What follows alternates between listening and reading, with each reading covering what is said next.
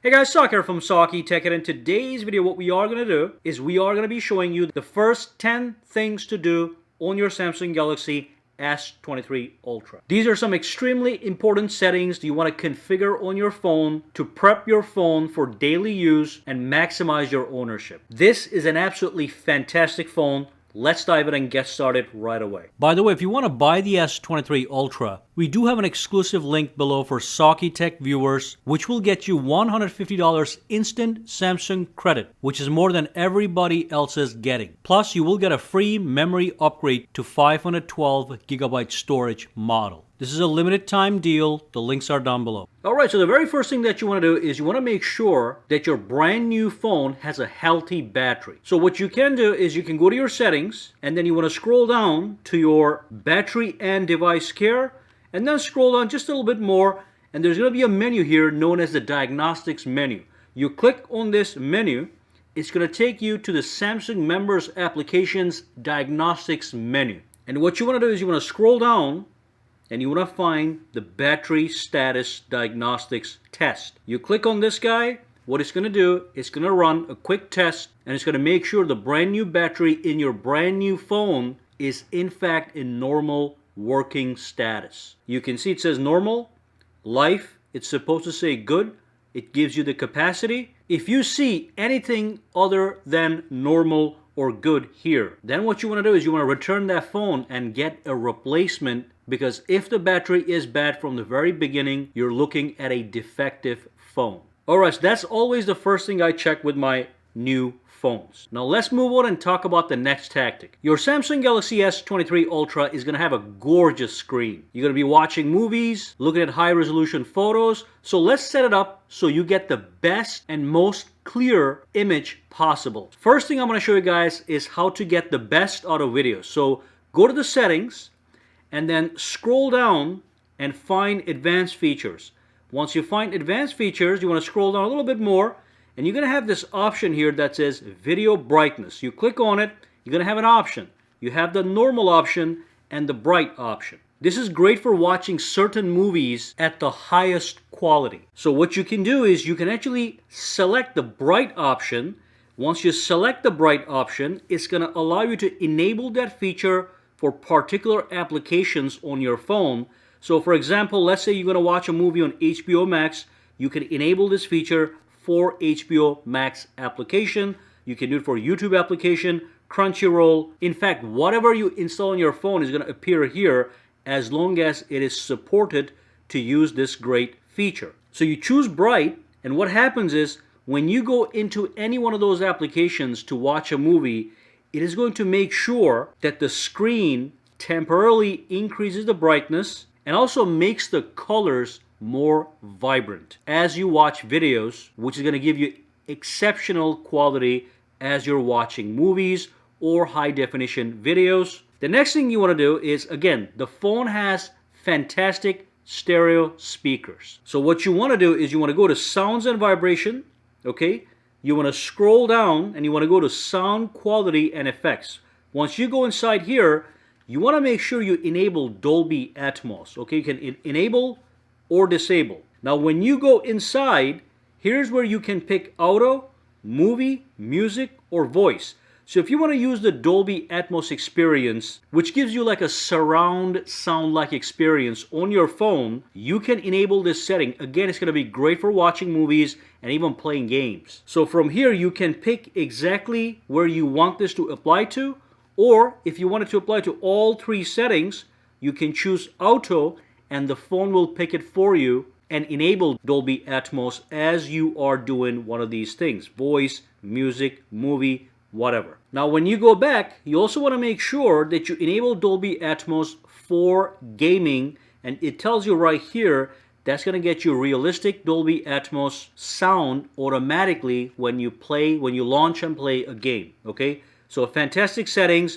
Now going back into the display, one more thing you want to set up for maximum display clarity is going to be, when you scroll down, you want to go into the screen resolution and you want to go for high definition WQHD+.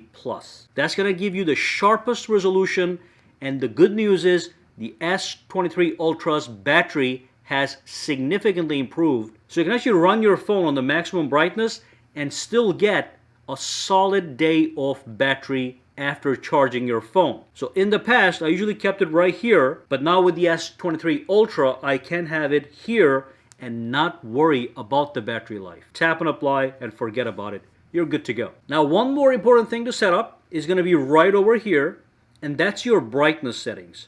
So you have an option to set up adaptive brightness. When you set up adaptive brightness based on ambient lighting, whether you're in the house or outside, this dial is going to go up and down automatically to get the perfect brightness for you. In my case, I like to set it up manually. I just disable this and I put this in the middle, and then I can tweak it as I please when I'm outside or when I'm inside, simply by pulling down the notifications panel twice and just tweaking it right here as necessary. Now, on top of that, if you spend a lot of time outdoors with your phone, you also want to enable this feature known as extra brightness feature. This goes even beyond the maximum brightness and gives you additional brightness for daytime, outdoors, under sunlight, so you can see your phone clearly, even under direct sunlight. Now let me show you what I'm talking about. So if you enable this, you see there was a quick boost in brightness. But if you bring this to maximum brightness, the phone is going to be pretty bright. But if you enable this, it even gives you an additional boost of brightness for even clearer outdoor performance. Okay, just keep that in mind. And again, you don't have to have this enabled all the time. You can just have it disabled and enable it as you see fit. Now, it is not always convenient to come into this menu to enable this. So what you can also do to quickly access this is pull this notifications panel down. If you're in the home screen, pull the notifications panel down and just tap right here, and you are able to access extra brightness option right here to get that quick boost anytime you please. So that's fantastic. Let's move on. Now, the next thing you want to do is you want to set up the navigation options for your phone. Right now, you can see that I have the gesture navigation options. So if I launch an application or go into my settings and I want to go home, I simply swipe up. It just puts me back home.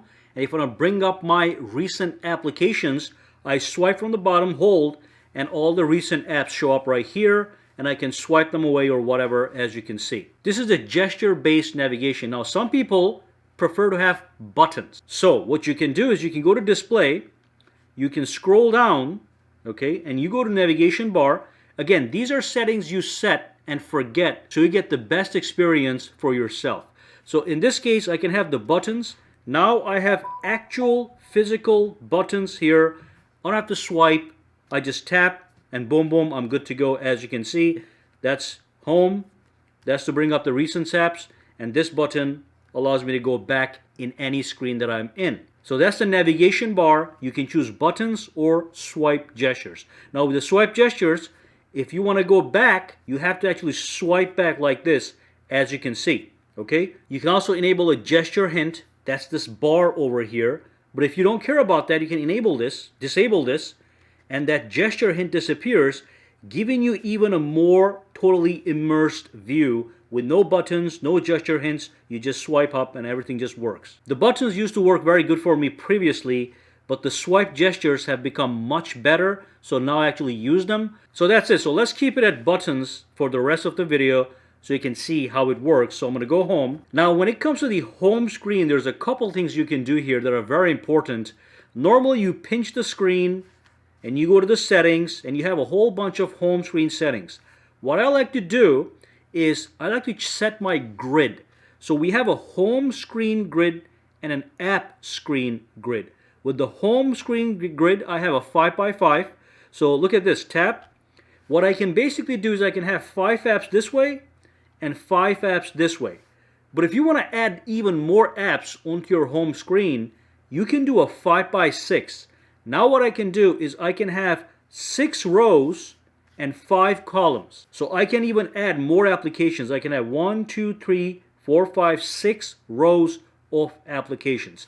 I like the 5x5. It's nice and balanced, and you also get a nice preview. If you want even bigger apps, you can do 4x5, and now you can fit less, but the apps will look bigger. So 5x5 is the way to go for me. That's one thing. One more super trick for your home screen is the ability to modify it and customize it. Now look at this. If I want to move all these applications from one screen to the other, all I do is I press and hold, I tap on select, and I select the ones that I want to move. Let's just say I want to move these 5. Then I press and hold, they get grouped together, and I can just slide it over, dump it right there, and they just sit down, as you can see. That was very easy instead of having to do one by one, which is a pain in the ass and it takes time. So let me show that one more time. Press, select, selects the one that you want to use, press and hold. Boom. That was super easy. I don't think any other phone other than Samsung phones can do this. Now, one more thing that's really going to enhance your ownership is, again, to customize your phone. And what I like to do is I like to add powerful video wallpapers on the lock screen, just like the one that you're seeing in the background. So look at this. This is just one example. So if you want to have beautiful video wallpapers, so if you want to have some gorgeous video wallpapers on your lock screen, what you can do is pinch the screen, tap on themes, okay? And that's going to take you to the Galaxy Wallpapers store. At the bottom, go to Wallpapers, okay? And simply browse and find gorgeous video wallpapers. Some of them are going to be paid. Many of them are free. So what you can do is, for example, if I tap over here and if I say video and search, a bunch of video wallpaper is going to show up. Here's one example right here. It's a waterfall video wallpaper. You just download and apply. Only thing you want to look for is at the bottom corner of the actual wallpaper preview screen, it's going to say video. That way, you know it is a video wallpaper. And of course, if it's free, you can just download that for free. And you can even preview the wallpaper before you actually download it. Okay? It's all going to be up to you. Once you download these video wallpapers, you pinch the screen, you go to Wallpaper and Style, you tap on Browse My Wallpapers, and swiping all the way at the bottom, you're going to see them right here under Downloaded. You click on these and you can access your video wallpapers here. Even here at the bottom corner, it's going to say video. As you can see, you can always click on it to quickly preview it to see exactly what it's going to look like on your screen. Fantastic. Let's move on. Now, one more thing that I like to do that's very important for me is when I pick a wallpaper, let me just go to my wallpapers here. Let's pick a nice wallpaper. Let's just say this one, the city wallpaper right here. I'm going to do it for the home screen only. Okay. I'm going to tap on preview. It shows me what it's going to look like. I click on done. Now that's going to be my home screen wallpaper when I go back. What I like to do is when I unlock my phone like this, I like to see the wallpaper right away. Many people have it this way. They have this. Let's put a widget up here real quick. They have a clock. They have a bunch of applications, and the wallpaper is in the background. You can't really see it, and if it's gorgeous, maybe you want to see it. So what I like to do is I like to pinch the screen, create an empty home screen, okay? Set the wallpaper, and then pinch the screen again and tap this little home icon on the top. That makes sure your home screen is actually the wallpaper. So look, if I were to go to any other screen, when I tap home, it goes back to that home screen. Or if I unlock my phone, by default, it goes to the home screen. Now, if you don't like this, you can always go back here, pinch this, and make this your home. Okay? So now when I lock the phone and unlock it, it is going to go to that home screen. So you can have any screen as your main home screen.